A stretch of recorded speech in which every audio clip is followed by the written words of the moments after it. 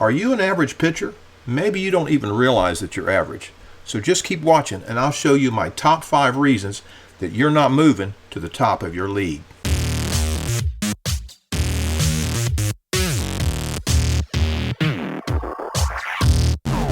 Pitch window. When I say pitch window, this is what I mean. The command that you have with your number 1 pitch should be good enough to pitch a ball through a 6-inch vertical window. That's right. If you've really mastered your first pitch, your go-to pitch, you should be able to throw that pitch consistently. That means 4 out of 5 times over the inside third or the outside third of the plate. Now, if you're struggling just to get that pitch over or you're getting behind in the count, your pitch window is just too wide.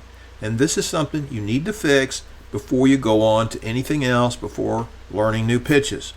Throwing strikes is just not good enough. To be competitive, you have to throw quality strikes. Poor command is the number 1 reason pitchers get into trouble, and that's trouble on any level of pitching. You need a solid second pitch. Pitchers sometimes they fall in love with one pitch. I've seen this mostly with the knuckleball.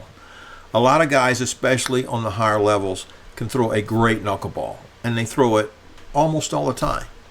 You know, they might change up the delivery, the timing, they step out left or they step right, but it's basically the same pitch.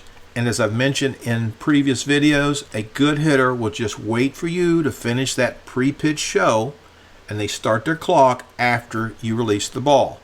I've also noticed guys get comfortable with a straight pitch, mostly the palm under pitch, and they just fall into the trap of thinking that pitching strikes is all that they need to do, so they don't learn a second pitch.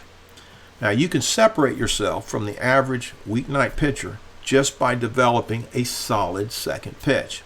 I don't mean a pitch that you just toss up there. I mean a pitch that you can throw through that same 6-inch window that you can hit with your first pitch. Your second pitch should be significantly different than your first pitch. For example, if your number 1 pitch is a straight backspin, your second pitch should probably not be a straight forward spin pitch. They look too much alike. You know, maybe pitch a knuckleball, a slider, a screwball, something that looks different. You want good contrast between your number 1 and your number 2 pitch. Game debrief. Now, after almost every game, me and the guys, we sit around and we talk about the game, right? You guys probably do the same thing. What went wrong? What went right? That's not what I'm talking about when I say game debrief. Now, it doesn't have to be complicated, but it should be clearly defined and it should be simple. And this is for you, the pitcher. This is not for the team. If the team didn't play well, they made errors, they kicked the ball around, you lost the game, forget it. Unless you're the team coach, this won't do you any good. I'm talking about your game. What could you have done? What skill could you have brought to the game that if you had, could have made the difference? Look, this is what I do. I make a mental note after every inning of 1 or 2 things that I could have done better in that inning. Then after the game, I pare it down to 1 or 2 things for the whole game. That way, I can work on it in practice in the coming week. You know, sometimes it can be the same old thing over and over.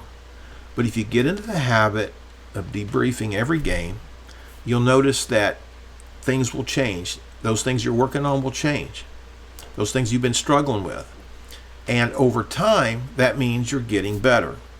So keep it simple. Do it every time. Do it purposely. And you'll find that it pays off big time over the course of a couple of seasons. A development plan. The average weeknight pitcher gets to the field just before the game. And if he's lucky, he throws a few warm-up pitches. A lot of times they haven't thrown a pitch all week. Hey, I get it, guys. Most people that play this game are solid citizens. You know, they have their priorities right. They have real lives, responsibilities. So sometimes they just don't have time to practice. But if you can set aside a few minutes each week, make a plan to improve, and work the plan, you'd be surprised how much better that you can get in a short period of time. Identify a weakness. Maybe it's command of your first pitch. Maybe you have a great first pitch, but you can't hit your spots with your breaking pitch. Maybe you're not playing your position well defensively. It could be a lot of things. Work on the things that you've identified in your game debrief. Look, to get more competitive, you have to have a plan. Set benchmarks to measure your progress. Identify the skills that you want to develop, and then set up a program to develop and measure those results. Once you've hit one benchmark, move on to the next. Without a plan to improve, it's tough not to be average. Game plan. Do you have a game plan? Here's an area where I think most pitchers can see a lot of improvement. Now, if you're just going in there and you're chucking pitches, hoping to get guys out, there's no way to know if you're getting better. You should have a plan or an approach for every batter you face. You should have a plan for early innings, for late innings. If you play a regular schedule against the same teams every season, you should know your opponents. You should know their tendencies and pitch to their weaknesses. You may already be doing this without even thinking about it.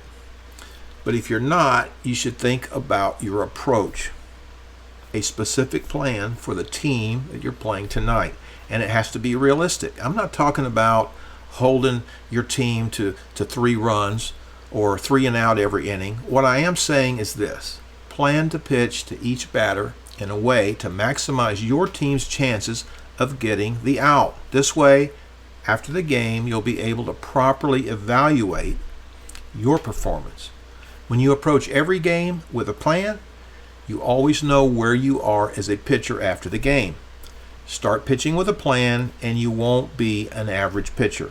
Hey guys, I'm always happy to answer your questions, so put them in the comments below. And until next time, we'll see you.